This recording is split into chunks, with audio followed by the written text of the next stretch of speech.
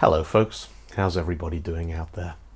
It has been a while since the last installment of our history of software and three-letter acronyms, but we're back, and in this episode, I is for IBM, International Business Machines. And the reason it's taken a while is, well, let's just say that I might have misjudged just how much history there was to deal with when it comes to IBM. The International Business Machines Corporation is over a century old, and that's only because 1924 was the year they officially adopted that name. Various parts of the company had already been operating for decades by that point. In other words, trying to condense the entire history of IBM into one YouTube video wasn't really going to work. Well, you know what's better than one video? Two videos. So this is I is for IBM Part 1, and it starts on the railway.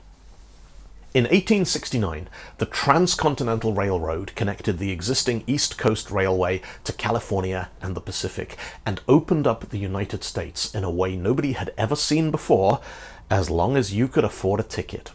A rail ticket from Council Bluffs on the Missouri River to San Francisco, nearly 2,000 miles away, cost around $100, equivalent to several $1,000s today. Passengers would save money by swapping and sharing tickets, so if the railways could figure out a way to stop this happening, they'd sell more tickets, and so the punch photograph was born. When a ticket inspector checked your ticket, they'd use a handheld punch to make holes in the ticket, indicating the date the ticket was used, where you'd boarded the train, and what you looked like, male or female, slim, medium, or stout, young, middle-aged, or elderly.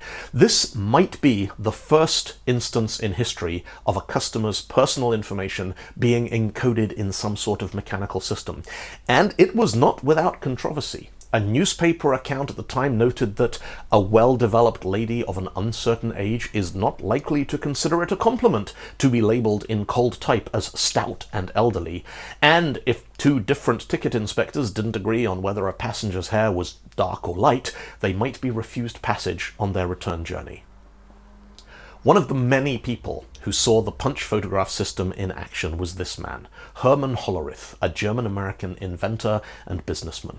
Some accounts say Hollerith was a mining engineer, some say he was working on braking systems on the railways, but the punch photograph gave him an idea. If information was encoded by punching holes in cards, you could build an electromechanical machine that could process a stack of those cards and increment counters, or sort cards into different stacks based on the information encoded on them. In 1884, Hollerith filed a patent for a method of compiling statistics by holes or combinations of holes punched in sheets of electrically non-conducting material, and then counting or tallying such statistic items separately or in combination by means of mechanical counters. That same year, Hollerith began working for the United States Census Bureau, and when the next US Census rolled around in 1890, it was done using Hollerith's tabulating machines, reducing the time it took to collate and compile all the census data dramatically, from 8 years to 6.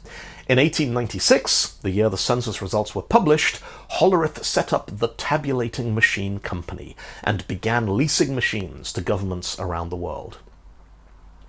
Hollerith's tabulating machines weren't the only information processing systems in use at the dawn of the 20th century. In 1900, George W. Fairchild had founded the International Time Recording Company, pioneering the development of time clocks that employees would use to punch in and out at the start and end of their shifts. A year later, the Computing Scale Company of America began producing mechanical computing scales used in stores and markets to calculate the price of produce sold by weight. In 1911, the financier Charles R. Flint acquired enough stock in each company to amalgamate them under a single brand, the Computing Tabulating Recording Company, CTR, and in 1914, Flint hired Thomas J. Watson as general manager of the new company. It's impossible to tell the story of IBM without acknowledging the role Thomas J. Watson played in it. Every history of IBM is also a biography of Watson. Every biography of Watson is also a history of IBM. Watson was, first and foremost, a salesman. He'd made his name working at National Cash Register, NCR, where his aggressive sales and business tactics drove several of NCR's competitors out of business, and earned Watson a criminal conviction under antitrust law. When that conviction was overturned on a technicality in 1915, it cleared the way for Watson to become president of CTR, which at that point had around 1,300 employees and was turning over around $5 million a year. In 1924, CTR changed its name to the International Business Machines Corporation, IBM.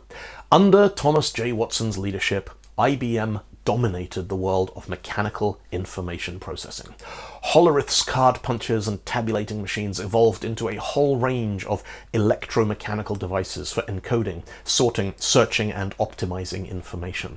Countless books and articles have been written about IBM's business model and corporate strategy, but really, I think the key to their success during those first few decades was down to three things. First, you couldn't buy any of their machines. You could only lease them. Every machine they built was a revenue stream.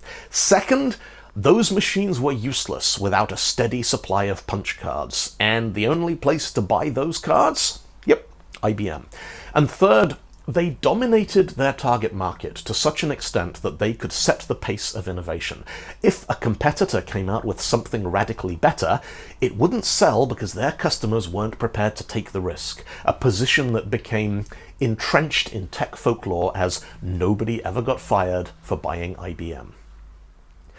The mid-20th century also witnessed one of the darkest chapters in human history, and while I don't believe a video like this one can do justice to the complexity of the subject, I also don't think we can talk about the history of IBM without acknowledging the role that they played in it. When Adolf Hitler came to power in Germany in 1933, IBM's German subsidiary, Deutsche Hollerith Maschinengesellschaft, or DEHOMAG, had been supplying tabulating machines to the German government for decades. Germany was IBM's most profitable European market during the 1930s, and the German population census of 1933 was carried out using Hollerith machines.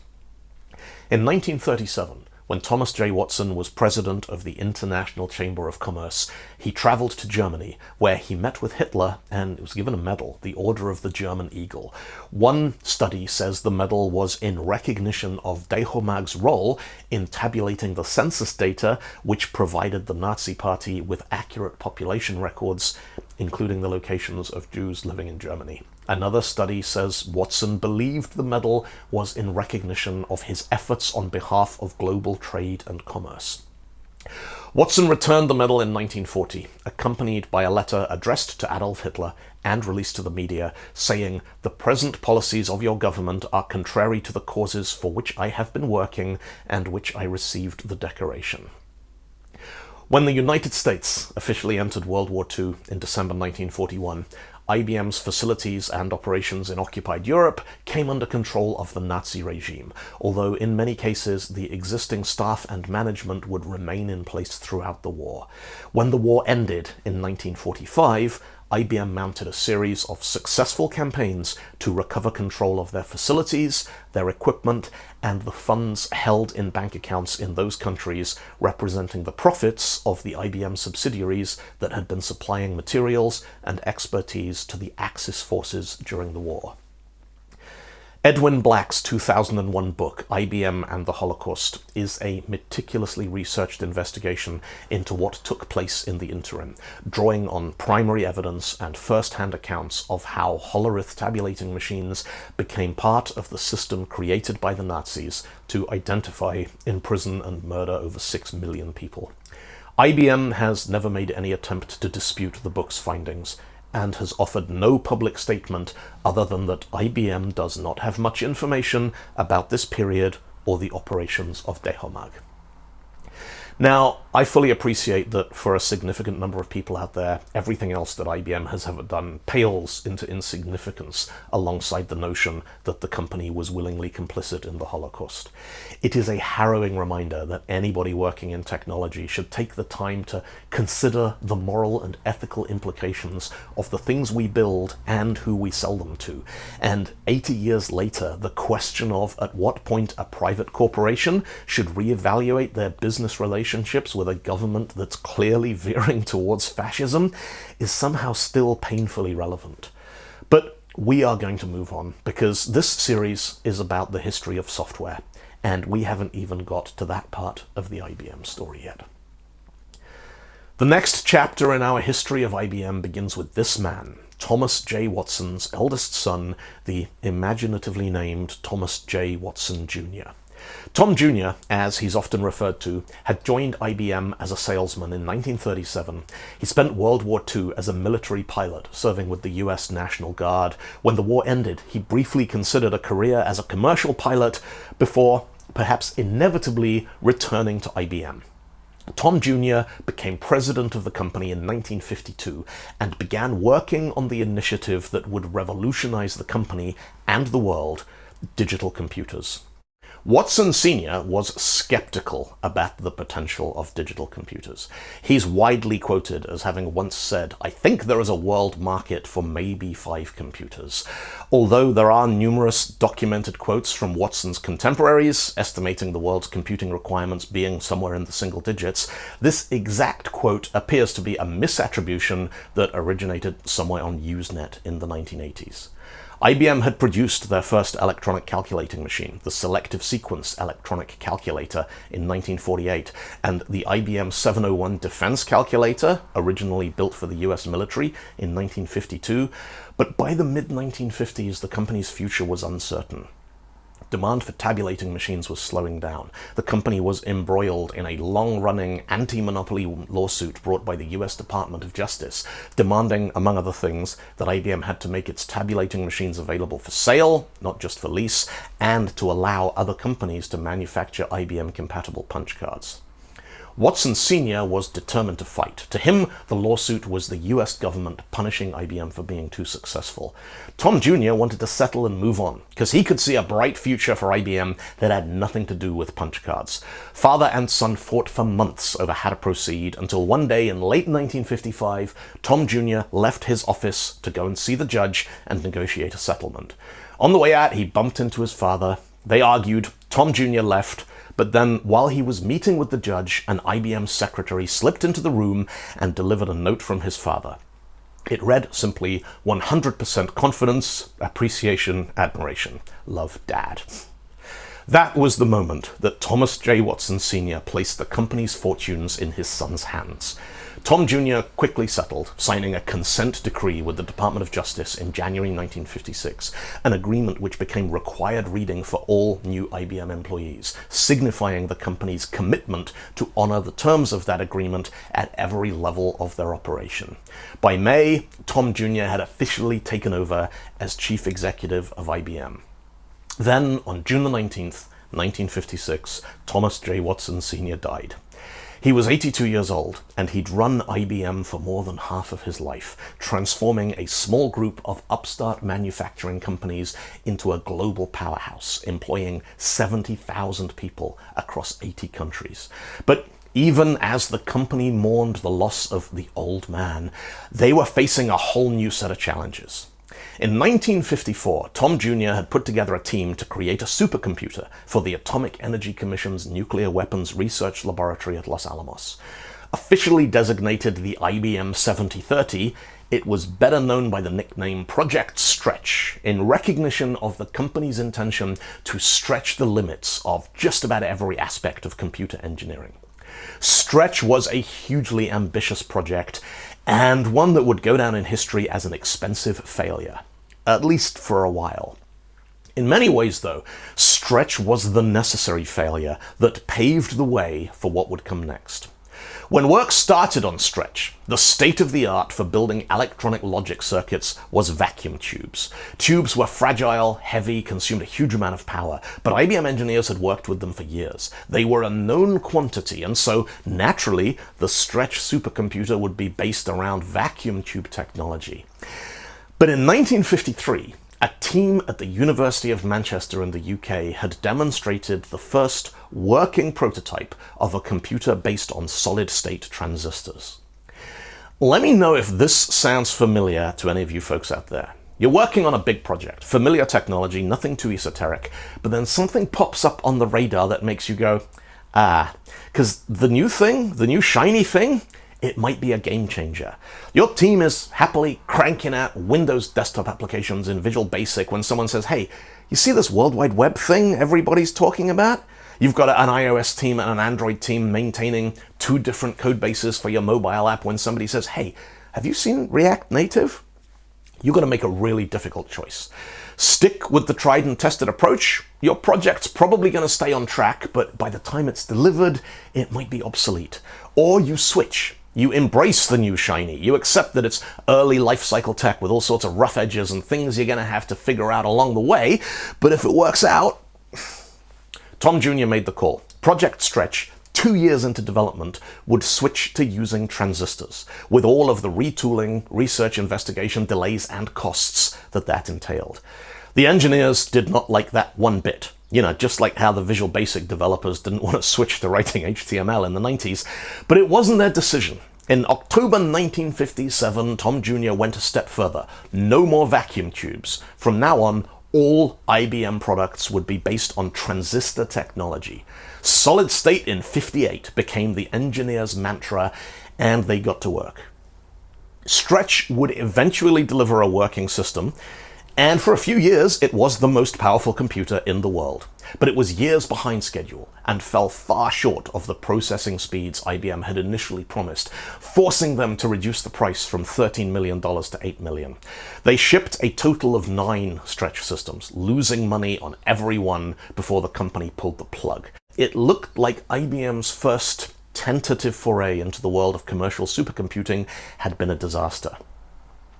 Tech is never that straightforward, though. There's a saying in life: experience is what you get when you don't get what you want. On the face of it, Stretch was an expensive failure, but it taught IBM some vitally important lessons. Their engineers now knew how to work with solid-state transistor technology, and the company had a much better sense of how future improvements in transistor manufacturing could be incorporated into their next product line. Stretch was quite probably the first time the word architecture was used to describe the high-level design of a computer system. It was the first project to use the term byte, deliberately misspelled with a Y so it wouldn't get mixed up with bit, to denote an ordered set of bits containing a single character or numerical argument. But bytes on Stretch didn't have a fixed size. Memory addresses pointed to a single specific bit, and the processor architecture was built around the idea of variable field length instructions, where each instruction included a parameter denoting how many bits each of its argument bytes contained. As the dust settled on the failed Stretch project, Thomas J. Watson Jr. made the decision that would lead to IBM's dominance of the information age. We're at the start of the 1960s here. There are somewhere around 10,000 computers and data processing systems in use at companies and laboratories around the world, representing dozens of different models from IBM, as well as their competitors like Honeywell, Control Data Corporation, Sperry Rand, and General Electric. And the same story was playing out over and over again. A company would get a computer. They'd invest a small fortune in developing software and applications to automate their business, and soon hit the limits of that computer's storage or processing capacity. The solution was the same in 1962 as it is today. Go out and buy a bigger, faster computer. But none of the machines available on the market was compatible with any of the others, which meant none of your old programs would run on your new machine. Upgrading meant rewriting all your software, migrating all your data, retraining all your staff, which was not only a risky, expensive proposition, but it meant customers had no incentive to stick with a particular manufacturer. If you had to rewrite all your software anyway, you might as well get a Honeywell or a CDC instead of buying another IBM. This would not do. IBM put together a team of engineers, most of them veterans of Project Stretch, and tasked them with designing the next generation of business computers, a line of intercompatible, interoperable computers that would make every other computer system in the market obsolete, including IBM's existing product catalog. Development on all their other product lines was halted, a particularly high-risk strategy, given that Honeywell had just announced their new H200 would run software created for the earlier IBM 1401 for a fraction of the price. Stretch had been a commercial disaster, and they had one shot at turning it around. This was it. With everything to play for, the future of IBM was riding on the success of System 360. And of course, I'm going to end this installment there, because who doesn't love a good cliffhanger? Tune in next time, folks, for I is for IBM Part 2. Until then, you all have a good week out there. You take it easy, look after each other, and I'll catch you folks next time. Bye-bye.